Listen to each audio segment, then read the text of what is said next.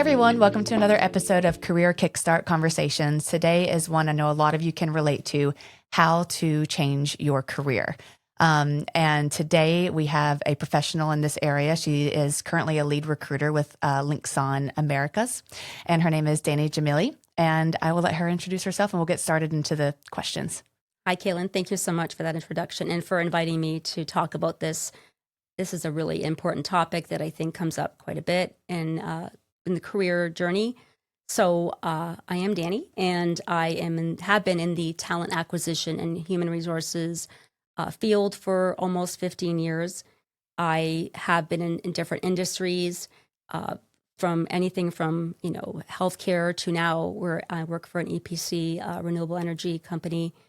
But the most important part of this conversation is really going to be about how I pivoted my career from financial planning at a height of a really lucrative career and made that journey and that decision to do that when I knew that I was no longer enlightened and captivated by what I was doing.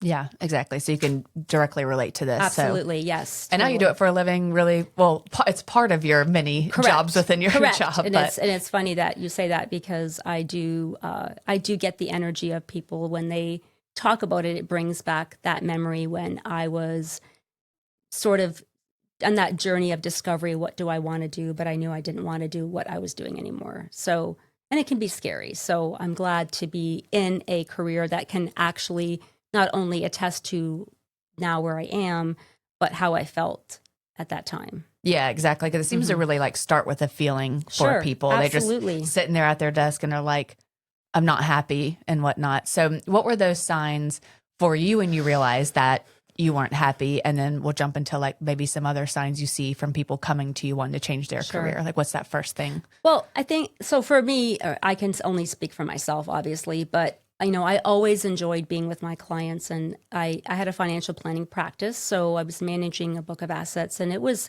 overwhelming at times and obviously a lot of work. But I think what was happening was I was losing the luster of being in the financial services industry. Even though I always enjoyed talking about stocks and understanding the markets, it wasn't the same passion. And I knew that I had to make a change, but I just didn't know what that change would look like. And so I decided to sell my practice, and I just said, let me figure it out through a journey. And it brought me to human resources because I also really relate well to people and I love to help them. And through the human resources background, it brought me to talent and development, which is really, truly what I love doing, talent development and, the employee experience. Okay. And so you're just sitting there one day and you felt that you just weren't passionate, more like the motivation and everything. And how did you sit there and think and write down, yes, here's what I love, here's what I don't love, yes, and really think about it? Okay. So lucky for me that I started in an industry where behavioral assessments were really big. So I was doing behavioral assessments at the age of 20 and 21. I was doing them through my whole career. And they were really a good tool to use and a marker for your, what I would call your preferences, your personal traits that you like, how you like to work, your freedoms at work, and how you like to basically evolve in your career. So it was very robust. All of these assessments were robust. And so I did them periodically, and all the companies that I used in my financial planning practice as part of that also had those tools. So at one point I just realized that it was over the course of maybe a month or two that I needed to do something because I was no longer enjoying coming in and doing what I was doing. So I took a couple of those assessments, and then it led me into the world of human resources and talent acquisition, if you will. Oh, nice. Yeah. Is there a specific resource where our audience can go and find that assessment that you took, or? That one is a model that I think has been restructured several times. There are so many different ones that you can do, some that are particular to how the style of what you are. Obviously, Myers-Briggs is a really good one because it also breaks down into some of the career paths that you would like. So that's a really good one to use nowadays. But there are so many different ones that I would say you would be better to try. So through my career, I also became certified with SHL, and they're global. They also, flex languages. It's a remarkable program. And they do assessments that go as far as how your leadership style would be if you did this. So it's a very, very, very captivating program. And I would probably, if you do have that tool at your work, at your company, I would use that tool for sure. Okay. Yeah, Okay, great. That's one I would use for sure. But Myers-Briggs, I would start there and then evolve through other ones. Yeah. Okay. I remember taking one a long time ago, and might have been high school. And it said I should have been a perfumist or an astronaut. So I think they've come a long way now. Perfumist or astronaut? I didn't even know those were. I didn't even know a perfumist was a role, but that's good to know. Right? I was like, there's an option right there. Yeah, I don't think I'd make it in space, but I think the assessments are a bit better now. They are, and who knows what I was put in high school. Well, they cater to a lot of different things, but I think that they can find the tool. But the first part is actually voicing that there's something up. And that's the biggest part, right? Yeah. I feel like this is not fulfilling me anymore. And how do I navigate that? And so that's where I kind of step in and we just talk out loud first. Because what if it is the industry? What if it's just specific to the role?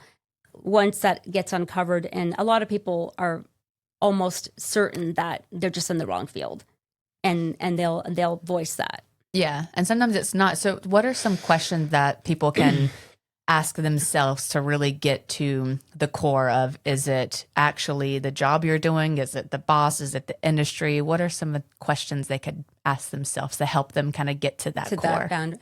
I think the first part would be ask yourself if the tasks match your behavioral traits and your personality style and your passion. So every position has tasks that are obviously set forth in that job description. And those are the things that you're going to do every day. So those have to make you feel like there's something that you're doing, an impact, or you're giving back, or there's something that you're getting from being in that role, right? That's how we all evolve. So I think I would personally ask myself, is it that I don't like the tasks, or do I not like that the tasks lead me to something that I don't actually like? Yeah. Because you could be in a role that maybe needs to be structured a different way. Maybe you need to, find a role within your department that's more suited for you. But if it's really that those don't match you, then you're probably, and I'll give you an example. So if somebody was in like marketing, for example, and they had a passion for marketing at one time, or they just went into marketing because they thought that's where they wanted to be. But deep inside, they really are an IT nerd, and they love getting into numbers and being into the being into computer programs and using data. That is so opposite of somebody in marketing, and that happens. So it can go the other way, and it can go this way. And once that happens, they know, because they're doing something that on their alone time, they're going to spend time doing that. So that's another part too.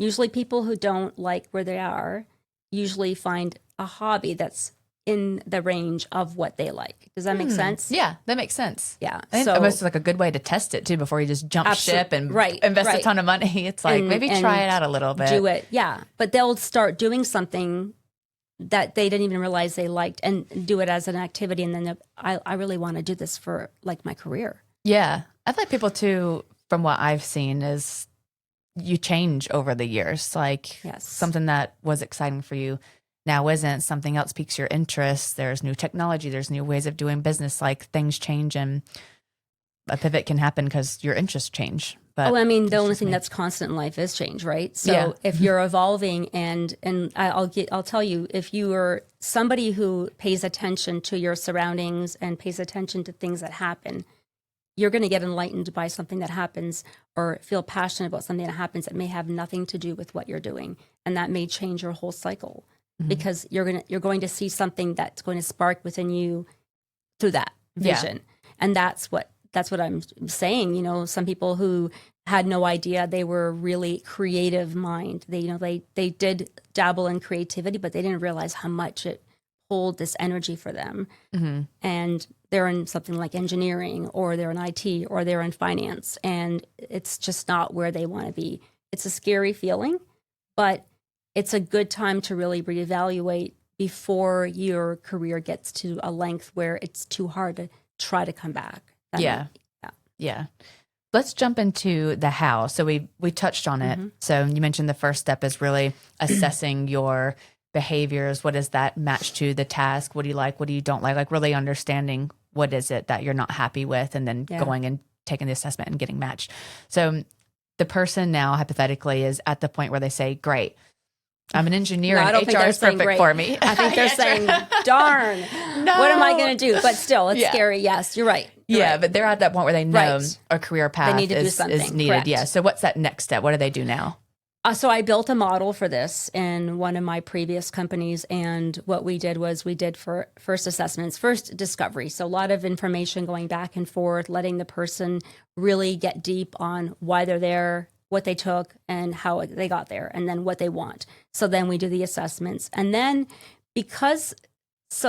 statistically, I will tell you, there's numbers that can relate to this. So usually the first wave of people who want to make this big change are between 30 and 39, which is the ripe age, right? You finish school, you do something for 4 or 5 years, and then you realize, I don't even know if I wanted to take this. And now I'm scared. I have a student loan. I'm married. I have children.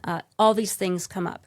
But between 30 and 39, between 25 to 29%, if you're using Forbes or Harvard research, it's somewhere in there. That's the first wave. And so what they need to do at that point is, and this is where I come in to help them, is utilize the tools in their organization to help them start the process that's not costly. So where they currently work. Correct. Okay. Yeah. And so I haven't worked for a company that has not had some type of educational resources that are available or tools for employees, and they're always free. So there's SAP, Percipio. I mean, there's LinkedIn Recruiter. There's LinkedIn, not Recruiter. Sorry, that's me. LinkedIn. I'm always thinking of recruiting. It's LinkedIn. I think it's LinkedIn Learning is what it's called. Oh, yeah. So there's all these different tools they can use. And if, for example, let's use the IT example. And let's say that person wants to start learning some different, data processing systems, and they don't have any IT background in terms of the experience or the education. Well, this is a great tool. You can go in and start learning all the different tools that maybe relate to where your company is in your IT department, and start taking those courses. And once you're in that course and you're getting close to the certification, I believe if it depends on your organization, some will pay for the certification, some will not because it's not in your field and it's really budgetary. But that's a great place to start because you're also throwing yourself into the tools that you would be using every day. So if you didn't like get a taste of it. Correct. It would be easy for you to say, I'm flexing, I'm good. I think I was where I needed to be. Or I love this. I really want to be here. This is totally it. And I'm going to keep going. So that's one layer that you can do that's not going to really disrupt your life. And it's not costly until you get to certification. And then there's other things. Organizations have mentors, and you can always go looking within your company first to see if that role is available. And if that role is available, then you're able to go and talk to the people in that department and, provoke a conversation about your interests. An employee that's valuable will always be an employee that's valuable. So if that employee wants to pivot their career and that company knows that employee is valuable, they're going to do everything they can to keep that person there, knowing that they are going to adapt and spark their interest. And they're going to be even more passionate when they move to what they want to do, right? Mm-hmm. So that's another step, is getting in line with the department that maybe will host that and help you with that part. And then hopefully a mentor will come into that play, and you can slowly start to do that. Now, where it gets tricky is if you have to go back to school and get a degree. So that's another thing we talk about. I am an example of somebody who, went back to school and in my older years and career, and I love school, but some people may not want to do that. So that's something they have to think about, because that's a commitment, financial and time-wise, and you can do it part-time. But I always go back to this. So how I word it so that they know what the expectation is, I will say, these are the short-term pains for the long-term gains. So if you give up this now, this is where you are going to be. Yeah, there's sacrifices. And Totally. I don't think people they get scared and they don't want to move because of the sacrifice so much. Correct. People don't want to take a step back in title or It's scary, right? money. It's scary. Yeah. And I get it, but it's like, But the how bad do you short-term want pain, it? well, the short-term pain and the long-term gain is big, because if you kept going, because the next wave is the 40s to 49, and that's what they call the mid-career explosion, where you're like in the middle of your career, and by the way, a lot of people who do this are at the height of their career. It's not like they're falling apart. They are doing really well. They just learned how to adapt into, because they have good work style, they have good work ethic, and they're killing it basically where they are, but they're not inside. Yeah, they're not fulfilled. Yeah. Yeah, so it's different. So that's another thing, is the sacrifice to make that next change. And then that's something they have to do personally. They have to talk about that.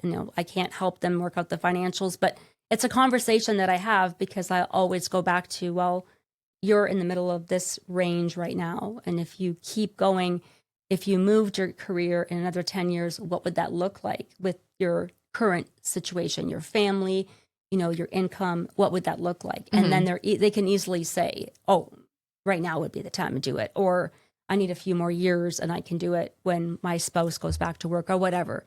But at least there's a plan that starts to build, and they start to feel like they're going to get and start digging into that plan. Yeah. Yeah. I think so too. I think some people don't think about your happiness directly correlates to how well you do at a job. You can be really good at something, but then you're not happy and you're probably not your best, or you're kind of on this decline. But then you switch careers. Yeah, you are taking a step back in most cases, but if you're happy and you're passionate, you're probably going to be better than your teammates, and you're probably going to see that upward jump a bit faster than maybe people who are also in that new career of yours. Thrive so much. And like for me personally, I think the reason why I feel very fortunate to say this verbally is that I have never been in a career that I have never been passionate about. And I made it a point of doing that because when I first moved to Canada as a young child, immigrating from a different country, my father came over very educated, ready to take on Canada, as I was raised in Canada. And at that time, there were no tools for, people who are coming over and trying to establish themselves with a schooling in a different country. So it was really hard to transfer what he learned over to a Canadian version, if you will. Yeah. And so he had to make a decision if he was going to go to school or get a job. And he got both acceptances that week. So one job that he didn't like, but he knew it would provide for us, and accepted into school. And he chose to, of course, take the job. And so I watched my father do something he didn't want to do every day for me and my two siblings. And so I was always encouraged that sacrifice he made, I don't ever want my daughter to see that, because then she would feel the same way I did. And it did give me a drive, I'll be honest. That's why I am who I am. But I also don't want to have her watch that, because it was hard to watch, him not being fulfilled. Did you ever blame yourself, or is it just, it's more about him not being, He was really good about that too. He made a really good point of talking about the sacrifices and how much he wanted us to do what we wanted to do. He was wonderful that way. But at the same time, you can't help it as a child say, I don't want to do that. I don't want to be that. I don't want to feel that way, because he didn't want me to feel that way too, right? So I'm also living up to the expectation of his sacrifice for us. Yeah. How, and maybe you can relate this to like your father's experience. I don't know where he's at today or what his next step was, but what advice would you give people to just stay resilient through it, to kind of stick through that sacrifice that they're having to make to get where they want to be? That's tricky. So everybody's journey is personal. So, that's the thing. Everybody has a different story where they start. But I would always want them to remember that in their personal life, they make a point of trying to do everything they can to fulfill their personal life. Their focus and their career should be the same. So if it's a sacrifice, it's a sacrifice. But at the end of the day, they'll reap the rewards. Yeah. So just kind of remind yourself that, like, Yeah. the why you're here, the vision of why you're here, and the target goal of where you're going to be, and that you're going to be more fulfilled once you get to that place. But you just have to make a few sacrifices if that's the journey you're in, where you discover that's not where you want to do. Yeah. Okay. I'm going to take a step back for just a second. Sure. With the step in the process, we talked about the person going to the other department and let them know they're interested in maybe the position they have open, or just interested in general to get ahead of the ball. So there could be some, I'm not sure what the word is for it, but their current boss. What do they say to their current boss? Because if they go to marketing and say, and then it gets back to their current boss. Right. So that's also tricky. So usually, in a company, they do have internal development tools and rules. Okay. So for example, most of the companies I've worked for, they require the internal to have all of the skills and experience to interview for a job.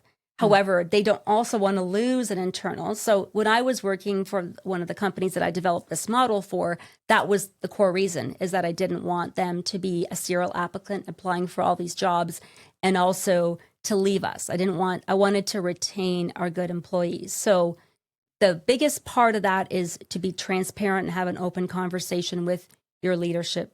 And it has to be somewhere where you feel comfortable. Sometimes they could also ask someone to help with that conversation, but a good leader is going to want their employee to captivate somewhere else and do their thing somewhere else. They really are. And they don't want to lose them. Even if it means losing them in their department, they know they're going to thrive somewhere else.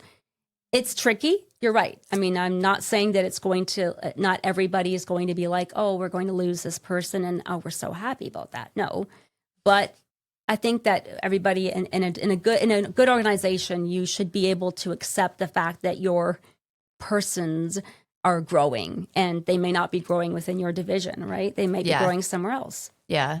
And I'll add to that, because I see this a lot as a recruiter as well, but people automatically say, well, I can't tell my boss that, they'll be mad, or they'll take it out. Like, they have all these assumptions, like very negative assumptions, but probably 99.9% of leaders I've met, their assumptions are wrong. Your leader wants to help you. They would rather you be happy on someone else's team than be miserable on their team, because it's going to affect your performance. And managers are usually, their KPIs are your performance. So they want to do well. They want you to do 100%, well. 100%. From a personal perspective and a business perspective for them. It would, so I think that a lot of people, kind of being blunt here, but will point the finger because it's easier to do that than to have the conversation. We talk a lot about that in other podcasts, but have the conversation. It's not a bad one. And usually most people, especially in your organization, want to help you. Talking to them. No, that's true. That is true. And actually, so that's the funny thing, is that when I was this is how it started with this company that I was mentioning, and I started this model. One of the things that we would do is this conversation was always private, and always between me. You don't say it in a meeting. No, but me and the person, this person, I would have this very, very detailed conversation. And then when I did my internal development, I would do it over a span of 6 months, and we would do one meeting every week for 30 minutes. And it would continue to just kind of have the same discussion. Nobody knew who this person was meeting with me. But at some point within that time, right, I'm dealing with all these different hiring managers. So possibly this person's manager is someone I've already had experience recruiting for. Yeah. So in that regard, it's really easy for me to say, I know your manager. He's going to want to know this, and he's going to be she is going to want to know this, and she's going to be very okay with this. Yeah. So it's not like that's not possible. It's just that you have to learn to trust that what you're doing is the right thing. And that's where the conversations and the transparency are so important, because it's your fulfillment, right? Yeah, exactly. Yeah.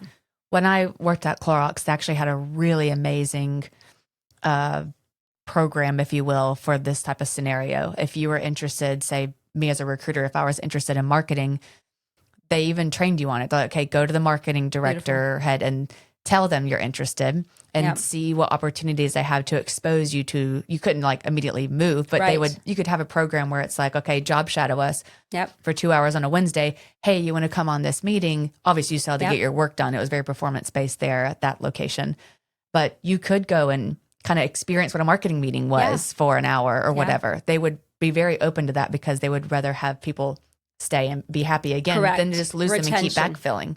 It loses the company money too.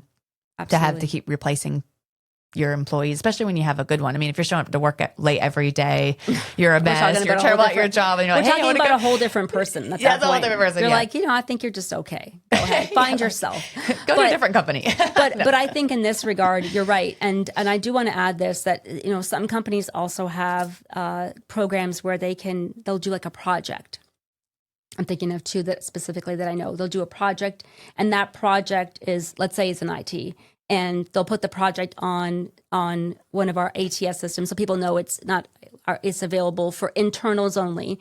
They'll do 4 hours a week. They have to apply for it, but they get hooked into that company and that department. They start to know the people in the department. They start to, understand how the processes work, and they found a buddy or mentor or someone, and the exposure to two different people, especially when you're in a company that's so big with so many different departments, and you don't know anyone there, right? So that's the other part. I also can make introductions to other people who don't know each other. As a recruiter, that is key, where you deal with always different managers and different departments. So it's not unlikely for you to say, I have this person who really wants to shadow someone and is interested in being in IT or finance or HR, whatever that is. Would you mind if they came and talked to you about your positions and what you're looking for? And that's a key indicator too. You have to always go back to what you want to do. What's the title that you think is the most innovative for you and captures you and takes and brings everything out in you. And then you go to the job description and you start to build those skills to become that. And that's where shadowing those people, getting to know those departments, getting the training online and going to school, that's where all that comes into play. The order of that is so important too, because I've seen it where even at Clorox, where we would put people to job shadow, and the hiring managers of the new department that they're job shadowing, the first question they say, what interests you in marketing? Why do you want to be in marketing now and you're in IT or whatever? And they go, I don't know, it just sounds interesting. Like, you're kind of semi-interviewing for that department. So really, like you said, do the assessment, know why, look into it, know something about it, because not that you should treat it like an interview, but it's just you really should, because they don't know you. Yeah. And that's what I tell them. Sometimes, you're thinking that just because I work for this company, I'm in, or I'm going to, you don't know them, they don't know you. You have to make that impression, and you have to be able to really, really tell them, articulate what it is that you're trying to get out of this career and this goal and where you are.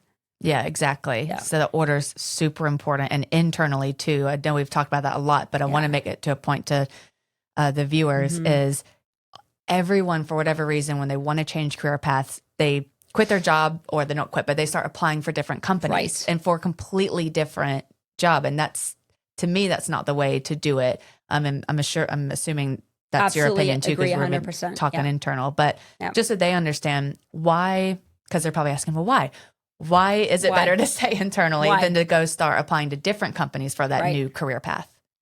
They don't know you. You have experience with a company that you understand what they do, who they are. You've been working with people in their departments. You have some credibility, and they'll be more likely to help you pause and pivot to something else because they want to keep you. You go to a different organization, they don't know who you are. You're coming in completely blinded, and you're saying to them, I love marketing, but you are in IT.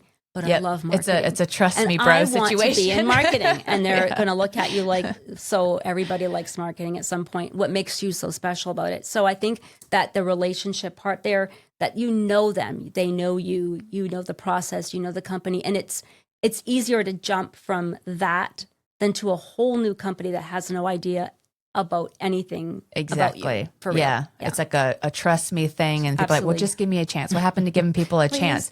It's well, chances are very expensive when it comes to business. And they are, and they're not going to want to do that. And even if somebody advocates for you, they're going to say, well, somebody else is more qualified. Why are we choosing you? So again, start with your own organization, because they know you, that you have a history with them, and they are going to do everything in their power, if you're a good employee, to keep you there, because they're going to know you're going to be dynamic in this new role like you were in your previous one. Exactly. And I've even seen it where we actually made the transition at Clorox. The person, I'm giving a hypothetical, was in marketing for 8 months and was like, I miss my old job. I thought I would love it, and I don't. And we put them right back in it, and it was fine. They were like, okay, no worries. So there's another part of it. Then you have a backup plan. Correct. You didn't like it. It wasn't your fit. It wasn't your thing. You can easily transition back to your current position. And that's another part that I think is really powerful too. You're not really losing anything. You're actually gaining more experience and learning more about another department that you didn't have any idea of what they did and who they were. And now you do, right? So these projects I was talking about and all these different things that you can do to learn about other parts of the organization, when you get into those parts of those, the process of maybe getting to know those people, things can come up that can actually pivot you back, like you said, or forward even more so, because you're starting to see what they do. And now you know for sure you're in the right place. Yeah. Right? Exactly. Yeah. Anything extra that you wanted to add that we didn't cover? Well, I think this is probably related to just early career.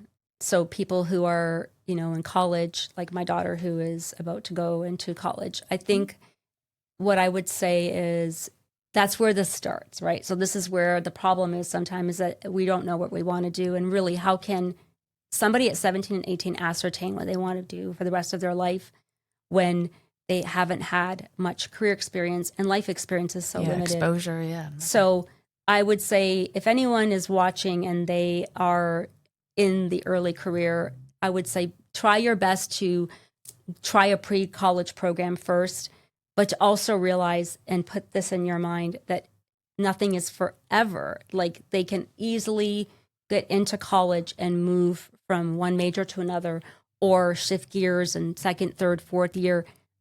Life is about what we make of it, and we evolve. And that timing is sometimes what we see and what comes in front of our eyes. And that's not always made out for us. It doesn't always happen the way we want it to. So let yourself be, I think, more relaxed with the idea that whatever you take in college and whatever you decide to take in college, that's a journey that you're learning about yourself. And because then you can pivot better when you might get to 30 and you might realize, because you took it easy and you really took the time, you're not one of the people in that 30 to 39 that is saying, this isn't what I wanted to do. Yeah. Yeah. That's really good advice, especially for the recent grads. And I mean, I was telling you earlier, I went to school for biology and I've been in recruitment the whole time, and I never cared. My motivation was a little bit different. And I'm not using it. I took law and I'm not using it.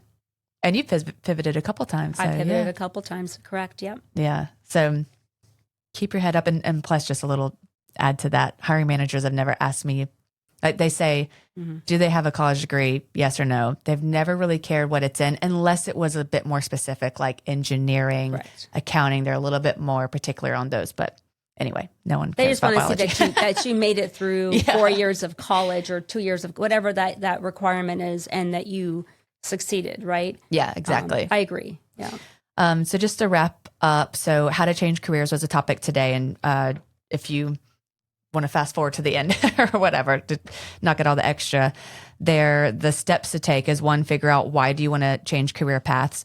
Take self-assessments. If you want to know what those assessments are, go earlier into the show to understand what your behavior traits are in the match. Pick that route. Start training, and then move internally at your current company and have those conversations. Obviously, that's a very brief, high level. And then start applying and go from there. Did I get that right? Tried to summarize it a bit. You did. Okay. Yes. Well, thank you so much for being on our show. I love this. This is great. Good. I'm glad you had fun. Yep. Perfect. Well, thanks for watching, and comment any questions you have, and we'll get the answer to you. Thanks for watching.